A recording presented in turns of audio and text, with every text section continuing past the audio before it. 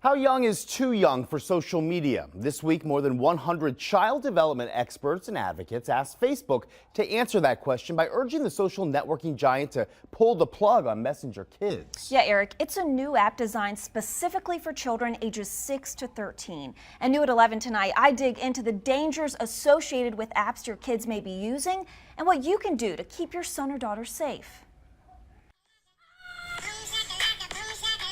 Carly Bush loves staying connected with her friends on apps like Musical.ly and Snapchat. At 10 years old, she has her own smartphone. For her, it's a form of entertainment and peace of mind for her mom, Sarah, who works in the sales department at WMBF. I don't give her much freedom at all. She's only allowed to have me and a couple of other people for emergencies. She's allowed to have a few friends, and there are no boys, no Facebook, no Instagram. Sarah draws the line when it comes to certain apps her daughter can access. She's still way too young. I didn't even want to get her a cell phone, honestly, but it's the present day that we're living in, honestly, because like I said, I mean, you just never know if she needed me or if something happened, I can just get there as fast as I can. But it's just, she's way too young, too naive. There's too much out there. More than 100 child development experts and advocates echoed these concerns when they sent a collective letter this week to Facebook's CEO, Mark Zuckerberg. They urged him to pull the plug on a new app called Messenger Kids, designed for children under the age of 13. As a mom, I know how meaningful it can be when kids use technology to connect with family and friends. But I also know how important it is to make sure they're safe whenever they go online. That's why I'm excited about Messenger Kids. It's a video chat and messaging app for families and kids, and it's designed to give parents more control when their kids start to communicate online. But the letter to Zuckerberg claims Facebook created this app for a different reason. It said, quote, Messenger Kids is not responding to a need, it is creating one. It appeals primarily to children who otherwise would not have their own social media accounts. It is disingenuous to use Facebook's failure to keep underage users off their platforms as a rationale for targeting younger children with a new product. The letter goes on to say, younger children are simply not ready to have social media accounts. They are not old enough to navigate the complexities of online relationships, and they do not have a fully developed understanding of privacy.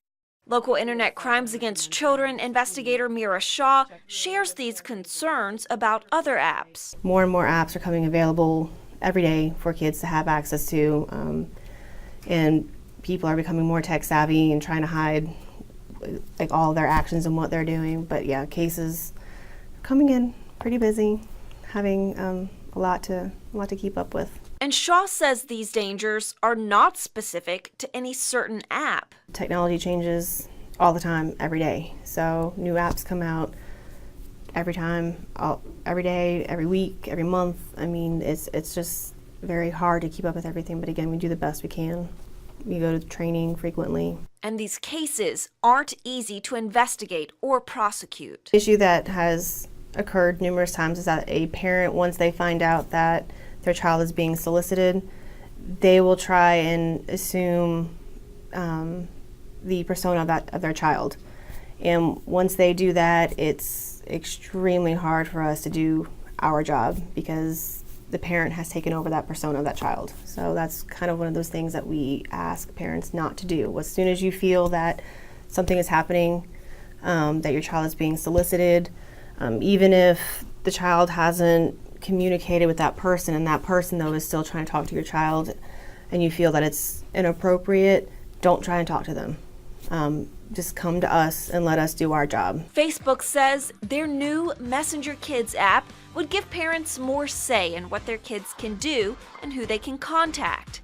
And that kind of control is important to moms like Sarah. I'm still a young parent myself, so I'm fully aware of how these apps work. I'm fully aware of how people can use them to access you, and I guess the best word would be protective. That's how it makes me feel. Well, Eric, I did reach out to Facebook, and their spokesperson sent me back this statement. They said, quote, "Since we launched in December, we've heard from parents around the country that Messenger Kids has helped them stay in touch with their children and has enabled their children to video chat with fun masks with their family members near and far. We worked to create Messenger Kids with an advisory committee of parenting and developmental experts, as well as with families themselves, and in partnership with National PTA. We continue to be focused on making Messenger Kids be the best experience it can be for families. We have been very clear that there is no advertising in Messenger Kids." Now, I think what parents are most scared of is that there is kind of a learning curve with these apps. You know, as the investigators said, every day there's a new one coming out. And while our kids are pretty knowledgeable about how to use them, parents might not be. That's true. And I also, it's kind of a slippery slope, I think, because there's good sides to it, and then there's some scary, could be potentially scary sides. Whatever you decide to do with your children, I think it's so important that, because as you reported, it is always changing, technology is always increasing. It's so important, I think, that parents just stay vigilant and stay on top of things so they're monitoring what their kids are actually doing. And have those conversations with your kids that they do need to be smart when they're using these apps. Absolutely, absolutely. And of course, you can read more of Facebook's statement in the story. Just go to our website, WMBFnews.com, and click the WMBF Investigates tab.